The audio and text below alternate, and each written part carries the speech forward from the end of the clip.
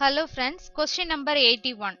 If x by y equal to 3 by 5, then 5x plus 2y by 5x minus 2y is equal to, given x by y equal to 3 by 5. இப்போ cross multiply பண்ணுவோம் நம்ம. 5x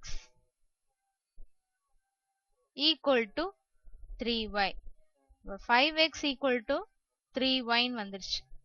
அப்ப நம்ம find out பண்ண வேண்டியது 5x plus 2y by 5x minus 2y.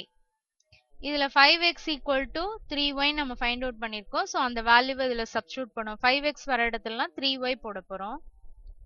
3y plus 2y by 3y minus 2y. அப்ப டோட்டலா எத்தனை y இருக்குன்னா 5y. இங்க 3y ல இருந்து 2y subtract பண்ணோம்னா ஒரே ஒரு y தான் வரும். So y என்ன பண்ணிரும் cancel பண்ணோம்னா equal to 5. So answer is 5. Thank you.